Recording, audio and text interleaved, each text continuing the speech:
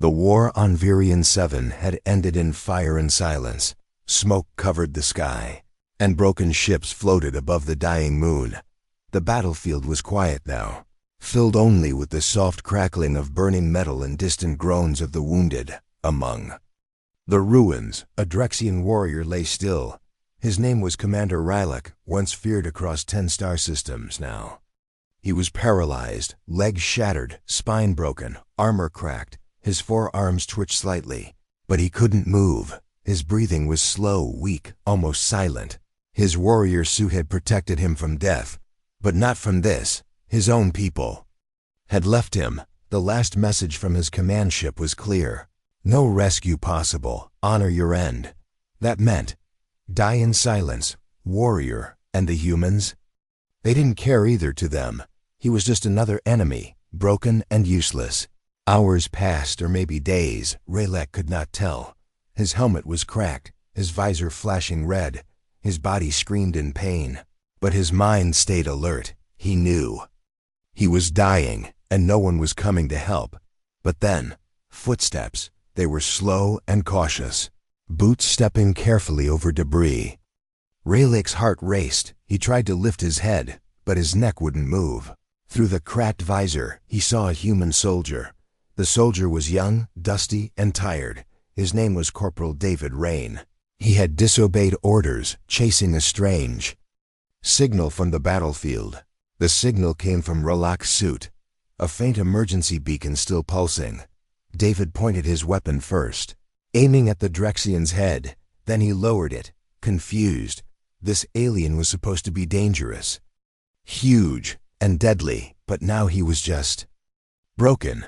"You're still alive," David said, more to himself than to Rylak. He looked around, no one in sight. The rescue teams had already left. David had only minutes before his own pickup arrived. He stared at the alien. Rylak stared back. His eyes filled with something David didn't expect. Not fear, not hate, but shame. David remembered the battle. He remembered how this alien had fought to protect his squad, even when others ran. Rylak had stayed. Now his own people had abandoned him. David knelt down beside him. "Can you hear me?" he asked. Rylak blinked slowly once. "Yes," came a weak voice from the translator chip. David looked at his communicator. If he called his base now, they would tell him to leave the alien, but he couldn't. Something about Rylak reminded him of the soldiers he had lost. "I'm not supposed to help you," David said, pulling out a med patch. He pressed it against Rylak's neck. The alien gasped as a small dose of painkiller entered his system. "Why?" Rylak asked. "Why help your enemy?" David didn't answer right away.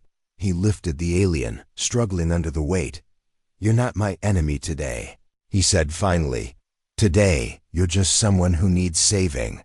As he walked through the burning wreckage, carrying the heavy alien on his back, David's communicator buzzed. "Rain, where are you?" "The ship's leaving in 5 minutes." He ignored it. Just then, something activated on Rylak's suit. A glowing blue light blinked 3 times. It was an ancient Drexian signal, long forgotten. It sent a message far into deep space.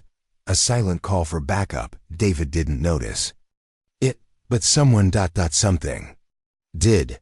Far across the galaxy, a massive ship changed direction. Its engines roared as it moved toward the beacon. It wasn't Drexian, and it wasn't human. It was something else, something older, and it was awake. Now, back on Virion 7, David reached the edge of the evacuation zone. His ship had already left. He looked at Rylak, who had passed out from the pain. Then he looked at the sky, a sky filled with smoke and strange stars. "We'll figure this out," he whispered. He didn't know what he had started, but deep inside, he felt it. This was no longer about just saving a life. It was about stopping something big, something coming. And he had just placed himself right in the middle of it. The wind on Virion 7 had changed. Dust and ash floated through the air like a slow-moving storm. Corporal David Rain walked through it all, one step at a time on his back, the body of a broken warrior, heavy, silent, alien. His legs burned, his breath was short, But he didn't stop. The Drexian warrior he carried had once brought fear across the galaxy. Now he couldn't even lift a hand. David didn't know why he was doing this. He just knew he had to. Every soldier he passed, human or alien, had turned their heads. They had seen the broken alien and walked away, but David had stopped as he reached an old transport tunnel. David paused. He looked back at the battlefield. Fires burned in the distance. Machines sparked. It looked peaceful now. But something inside him felt wrong. He moved into the tunnel. It was dark, filled with broken lights and dripping wires. The sound of his boots echoed through the silence. Then a soft voice spoke. "You are strange." David nearly jumped. He looked over his shoulder. Rallick was awake again. His voice was low, robotic from the translator chip, but still strong. "You should have left me," Rallick said. David kept walking. "I don't leave people behind," he replied. "I'm not people," Rallick whispered, suddenly. David's helmet buzzed. Signal detected. It blinked. He tapped the screen. The beacon. It had activated again, even though he had tried to shut it off. "What the hell is this thing sending?" David asked. Rallick blinked slowly. "That's not a normal beacon," he said. "It's older. Ancient." David's eyes narrowed. "Then why's it calling something back?" No answer. They reached a lift at the end of the tunnel. It still worked, but barely. David placed Rallick down gently and pressed the button. The lift groaned, then started rising, halfway up. The lights flickered. David reached for his gun. Something was coming. From the far end of the tunnel, a strange sound echoed, a whir. Then a high-pitched buzz. A drone appeared, black fast, with 3 spinning eyes and no flag. Not human, not Drexian. The drone scanned the area, then locked onto the beacon on Rallick's chest. "Target found," it said in a sharp voice. David raised his rifle and fired. The bullet bounced off. Armored, the drone flew forward, faster than expected. David fired again. His gun jammed. "Damn it!" he shouted, slamming it against the wall. The drone aimed a laser at him. But then, flash. The drone sparked and dropped. David turned. Rallick's eye was glowing. He had hacked it with a blink. "You just saved my life," David said, shocked. "Part of my brain still works," Rallick answered. David laughed. A short, tired laugh. Good to know, but their relief didn't last long. 3 more drones appeared, this time with glowing claws. David pulled Rallick back and looked for cover. "Any more tricks?" he asked. Rallick blinked. His eye glowed again. 1 drone exploded. The others dodged, learning fast. David fired while dragging Rallick behind a broken panel. His shots slowed the drones, but didn't stop them. "We need out," David said. "Then run," Rallick replied. "I'm not leaving you now," David snapped. 1 drone flew high, aiming down. David closed his eyes. Boom! The tunnel shook, and a ceiling panel crushed the last drone. David opened his eyes. Smoke filled the air. But they were still alive. "Okay," he said, breathing hard. "No more surprises, please." He pulled Rallick back onto his shoulders and stepped onto the final lift platform above them. Daylight glowed through the cracks in the roof. As they rose, Rallick whispered. The drone spoke Old Drexian. David looked at him. "What does that mean?" "It means it was not here for you," Rallick said. "It came for me." Far above, orbiting Virion 7, a silent ship watched. Its shape was round, smooth, like a black moon. No crew, no lights, just whispers of old programming. The beacon had called it, and now it had marked its target. The stolen scout ship shook as it broke through the upper clouds of Virion 7. David gripped the flight stick tightly, teeth clenched, eyes locked on the flickering controls.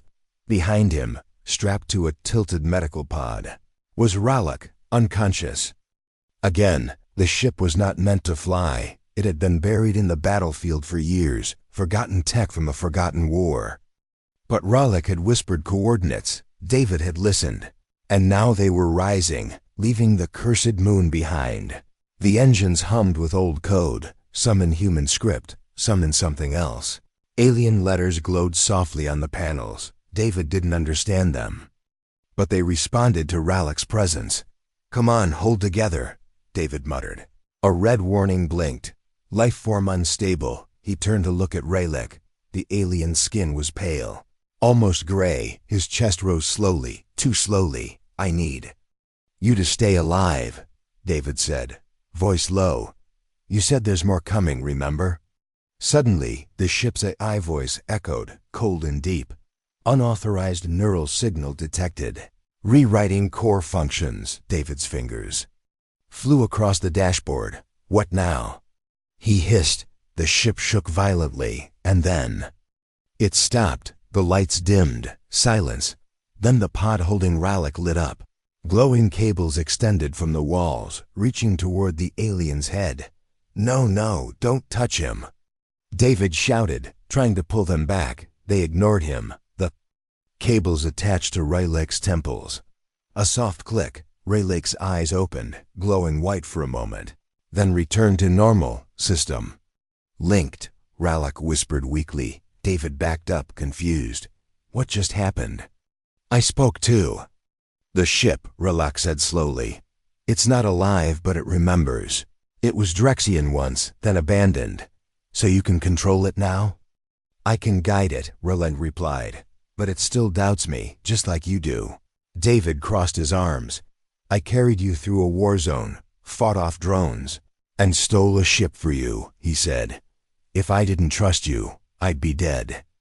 "By now, you trust what I am, not who I am," Rallick said softly. David fell quiet. He looked at the alien, this proud warrior, now weak, plugged into cold wires. He saw not just a body, but a soul trying to hold on. "Then tell me who you are," David said. "Why were you left behind?" Rallick took a deep breath. "My people follow strength," he said. "When I was struck, I lost that strength. My squad reported me as fallen. My command confirmed it. They left you because you were broken." "Yes," Rallick nodded. "To them, I was not worth saving." David looked at the ship's walls.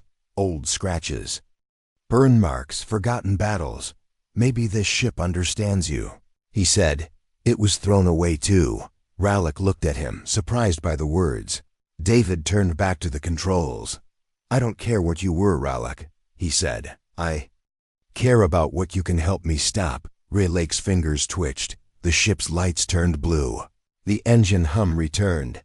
"You may not understand Drexian," Rallick said, "but you speak like a warrior." Just then, a new alert sounded. "Contact approaching. 2 life forms, unknown tech signature." David stared at the screen. 2 small ships were closing in fast. No flags, no signals. "They're not from your people, right?" he asked. Rallick frowned. "No, those are scavengers, not human or Drexian. Hiveburn scouts." David's face turned serious. "Hiveburn?" "Machines, mixed with flesh. They don't speak. They take," Rallick said. "They want what's inside this ship, and maybe what's inside me." The ship's defense system powered up, but its cannons were old, and they flickered. "We need to do this together," David said. "You fly the system, I'll handle the guns." Rallick's eyes glowed again. "Then we fight as one." Outside, the Hiveburn ship split apart. Surrounding them, long, spider-like limbs reached out from their holes inside. David loaded the weapons and locked his seatbelt. "Let's show them," he said with a smirk. "That broken things can still fight." Asterisk trembled like a wounded beast. A Hiveburn spike had pierced the sidewall, leaking steam and sparks into the air. Inside the cockpit, David wiped blood from his forehead, gripping the control lever tightly. "Status?" he asked, breath short. 2 hull breaches, shields at 20%. Rallick replied. His voice was calm, but his body was failing. The neural wires attached to his head flickered, and one sparked violently. David ran to the back of the cockpit. There, Raylene strapped to a medical rig, half machine now. His skin was pale, his heartbeat slow, but his mind still sharp, still fighting. "They're breaking in," David said. Rallick nodded weakly. They want the old codes inside this ship, he said. Codes that should have died with my ancestors. David looked through the window, to Hive Barn.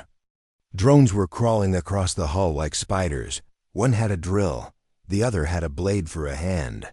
They're not here to kill us right away, David said. They're here to pull us apart. I won't let that happen, Rallick whispered. He closed his eyes, and the ship responded. Emergency doors sealed. Turrets powered on, but it wasn't enough.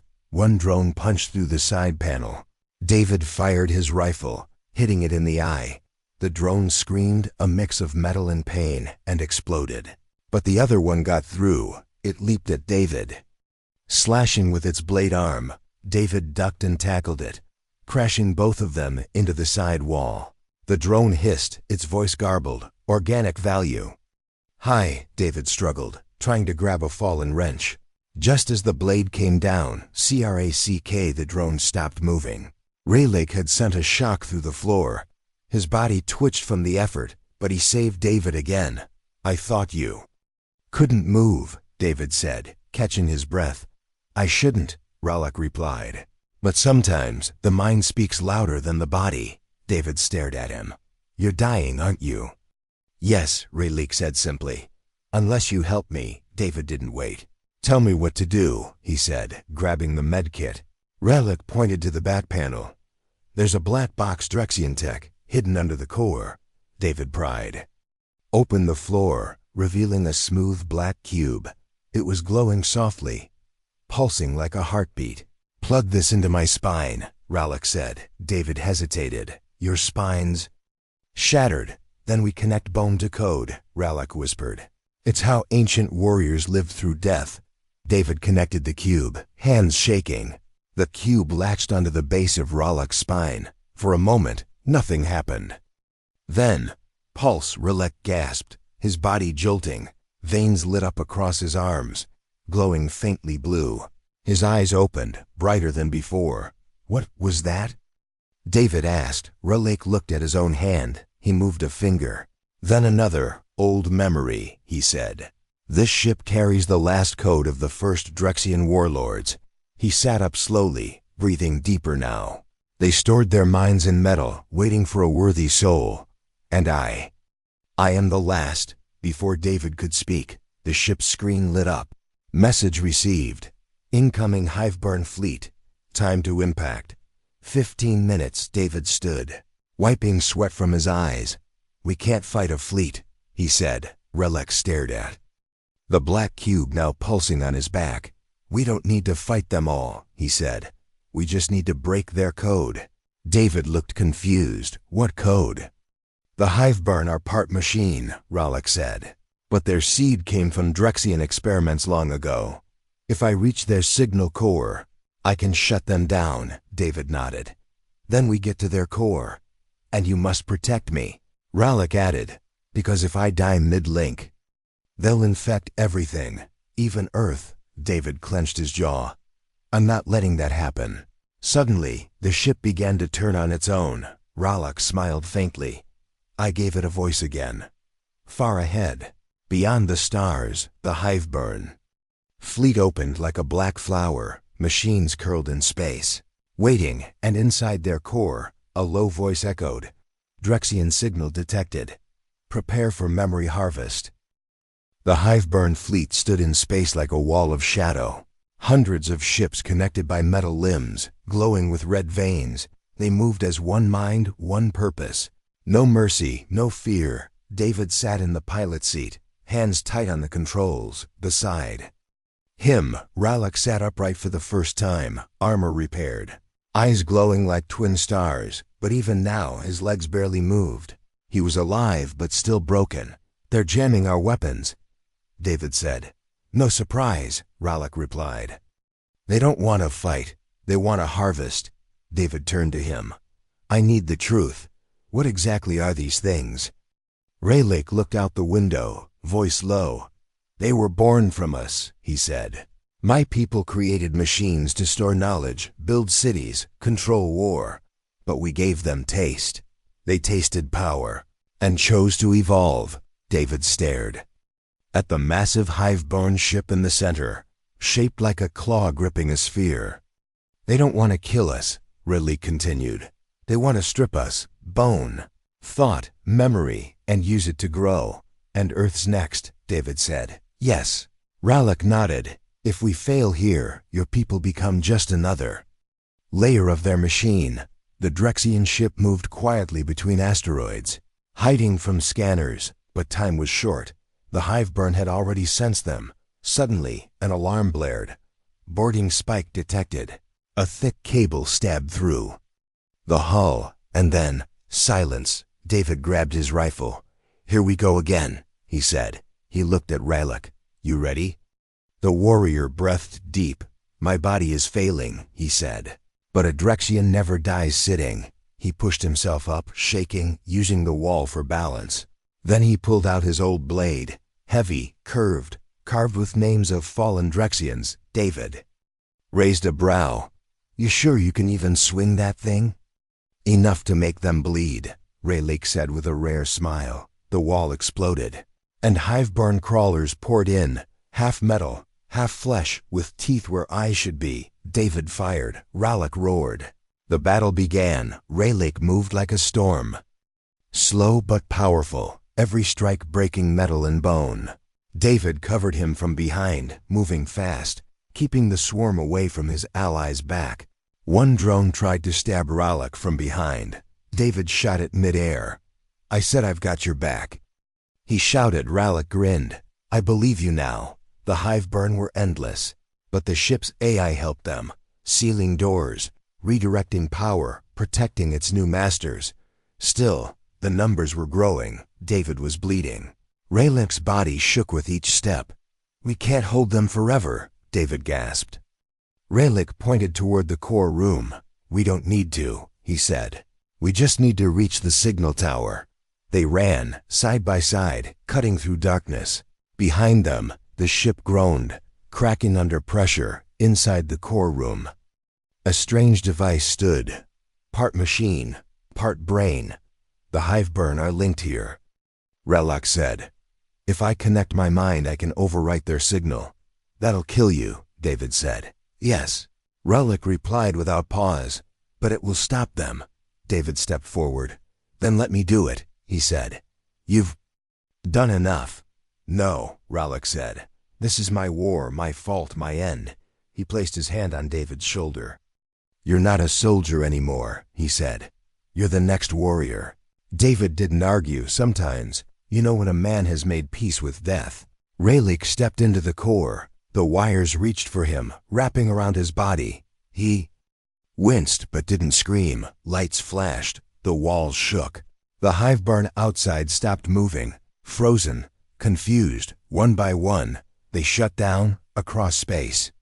The fleet dimmed, silent again. Rallick fell to his knees, then collapsed. David rushed to him, lifting his head. You did it, David said, voice shaking. You stopped them. Rallick opened his eyes one last time. Then I was not forgotten, he whispered, and then he was still. The Drexian code faded, but the ship remained alive, now bonded to David, carrying a memory inside its core. Asterisk stars drifted like ghosts across the screen. Silence filled the Drexian vessel, a silence too deep, too cold. David sat alone in the command chair, eyes fixed on the endless dark ahead. The weight of what had happened pressed on his shoulders like gravity. Rallick was gone, but his memory lived inside the ship, in the walls, the wires, the silence. David spoke softly. Ship, where are we going? The voice that replied wasn't human, wasn't quite Rallick either. Coordinates unknown, fleeing hostile origin. After the Hiveburn collapse, David became a target, not just to machines, but to his own people. Earth Command called him a deserter, a traitor. They didn't see a man who saved lives. They saw a soldier who made contact with alien technology and left with it. Now he was exiled, not by law, but by silence. Every message he sent to Earth came back with the same reply. Access denied, channel locked. He was alone in space, hunted by the very side he had fought to protect. David stood and walked down the main corridor. It was strange, how alive The ship felt now, lights pulsed gently when he passed. The floor adjusted to his steps. This wasn't a machine anymore. It was watching him, guiding him. He entered the vault room, the one Rallick had never explained. Inside were rows of armor. Drexian warrior suits from a forgotten age. Each one carved with symbols, battles, names, losses, and in the center stood a single empty pod. David stepped closer. The pod opened with a hiss, revealing an armor set unlike the rest. It was half metal, half organic, breathing slowly like a living thing. A message appeared on the wall, glowing in blue. You have taken the path of the last. Do you accept the burden of war? David didn't speak. He just stared at the armor. It stared back. He reached out and touched it. The armor wrapped around his body. Piece by piece, it was light, warm, not like Earth gear. This felt personal, like it knew him, like it had waited. The helmet slid on last. Inside it, the voice returned, deeper now. Rallick lives. In code, in guidance. David blinked. You're in here? Yes, the voice replied. But only part of me. David stepped out of the vault. The ship adjusted, engines shifting toward a new course. What's out there? He asked. Answers, the ship said. Before the hive burn, before. The Drexians. There was something older. David clenched his fists. I'm done with surprises. Then prepare for truth, the voice replied. The hive burn were not the end. They were only a test. A light appeared in the distance. Faint, pulsing like a heartbeat. The ship sped toward it. Inside David's mind, images flashed. A planet buried in storms. Ancient ruins filled with machines older than memory. A symbol repeated over and over. A triangle with a burning eye. The same symbol now burned into his new armor. They'll come for me, won't they? He whispered. Yes, the ship said. Humans, machines, exiles, all of them, they fear what you carry. And what do I carry? A voice that never dies. David walked back to the cockpit, sat down again. This time, the chair adjusted to his body like it accepted him. He stared at the light ahead, growing larger. Not a star, not a planet. Something else, and in that moment, he realized he wasn't running anymore. He was being called. Space no longer felt silent, not to David Rain. Every star, every flicker of light around him now whispered things he couldn't explain. Somewhere in his blood, in his bones, in the armor wrapped around him, something ancient had awakened. Ship moved on its own now, but it didn't feel like flying. It felt like falling into a memory. Ahead, the glowing light grew stronger. It wasn't a planet or a station. It was something buried in space, a structure shaped like a sphere, cracked open like an egg. Inside, floating in the dark, was a pulsing core, red and blue, like two hearts beating in sync. What is that? David asked, the voice in the ship. What remained of Rallick answered calmly. That is the seed. The first code ever written. David stared. And it's alive? Yes, the voice said. It doesn't want control or power. It wants to choose. As the ship approached the seed, something changed. David's armor tightened. His vision blurred. He saw images not like dreams, but like memories. Pulled from a place he had never been. Drexian warriors forging weapons in starlight. Hiveburn being born in chambers of smoke and pain. Human soldiers lost in deep space, dying for reasons no one would remember. And then, a single symbol repeated. In all of it, the triangle with the burning eye, not a threat, not a curse, but a question. Why do you fight? The voice asked, not from the ship, but from the seat itself. David didn't answer, not with words. He stepped out of the cockpit, through a new hallway that hadn't been there before. It led to a chamber of light. Inside, the walls were made of memories, fragments from Rallick, from David, from the war. Floating in the center was a humanoid shape, light instead of flesh, code instead of bones. It spoke without a mouth. You are the first human to reach here. I didn't ask to, David replied. No, it said. But you didn't run either. The light moved closer. You carry pieces of two empires. It said, Drexian honor, human will. And now? David asked. Now we offer a choice, it said. Rebirth or silence, David frowned. What kind of rebirth? Let the wars end, the voice said. Let memory become more than pain. Let a new signal be born, not as command, but as invitation. Behind him, the ship's walls pulsed. The Drexian tech responded to the seed's presence. The armor on David's chest opened slightly, revealing a dim light inside. The piece of Relak's mind. Still alive, the voice inside him spoke again, softer now. Your fight is not just survival anymore. It's what comes after. David placed his hand on the seed. Light filled his body, not pain, not power, understanding. He saw Earth. He saw Drexian ruins, he saw the hive barns scattered like dust. And he saw something new, a future where warrior didn't mean killer, but protector. The ship changed shape, unfolding like a flower in zero gravity. The signal spread, carried. On old codes and new hopes. Across galaxies, ships turned to listen, not to follow orders, but to hear a story. And the story began with a broken alien and a human who refused to walk away. When the light faded, David was alone in the chamber, but he wasn't afraid. He walked back to the cockpit. The ship followed his thoughts now. It had become something else, just like him, above Earth's orbit. Satellites picked up a new signal, quiet, calm, steady. It carried no threat, no demand, just a voice. My name is David Rain. I saved a warrior, and he saved all of us.